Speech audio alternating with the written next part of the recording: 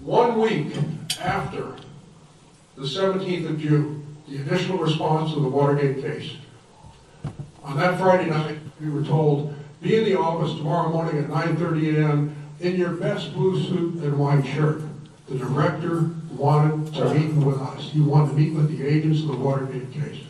J. Edgar Hoover had died on May the 2nd, so we had a gentleman by the name of L. Patrick Gray as our director. Gray wanted to meet with us personally. I remember walking down Pennsylvania Avenue with the rest of the agents. We must have been a funny-looking group, 27 guys in blue suits and white shirts and ties amidst the tourists on a quiet Saturday morning walking east on Pennsylvania Avenue. I'm sure a few tourists said, who the hell are these guys? But we were the Watergate entourage en route to the director's office. Having a conversation with some of the other agents, they were a little apprehensive. I'm always optimistic. What do you think's going to happen, man? I said, well, probably wants to commend us. There may be a little money in it, you know. A couple of the other guys said, geez, you know, I could really use that money. I said, yeah, that's kind of what I'm thinking. The money would be good. I'd like to get a combination, too. You know, that always sounds good. Meet the director in his office. Maybe have a little coffee and stuff, you know.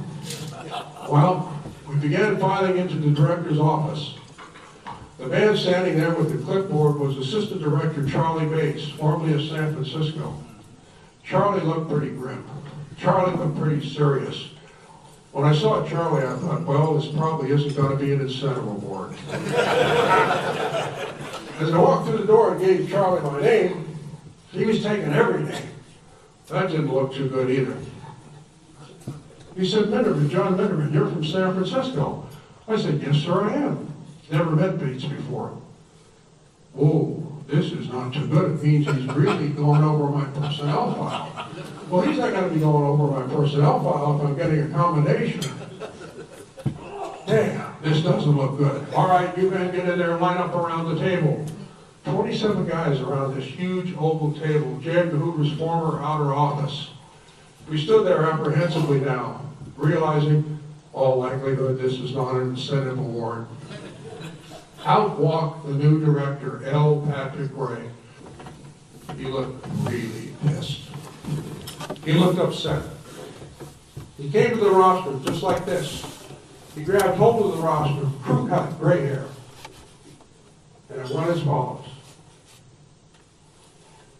You men think you could fool me. I'm a former naval captain. I'm a graduate of Annapolis. I graduated from Georgetown Law School. I passed the bar. I was a submarine commander. I've held court martials. I will get to the bottom of this.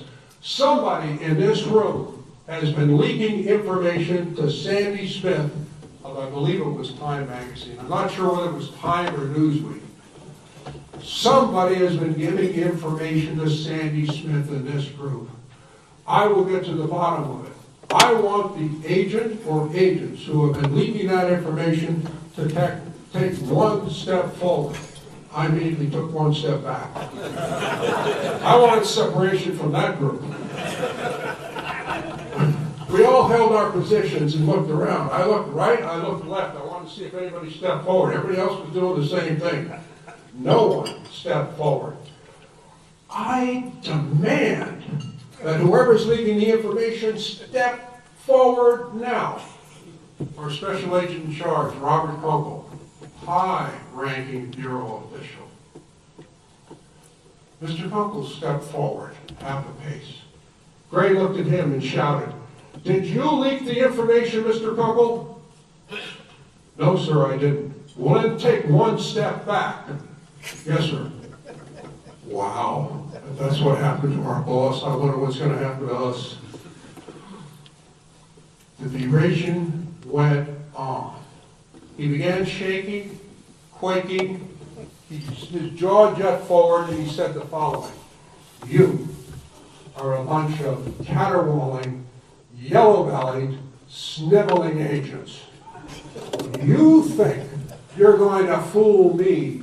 You've got another thing coming. I will find out who did this, and I will fire you. As a matter of fact, Mr. Bates, you've got all their names.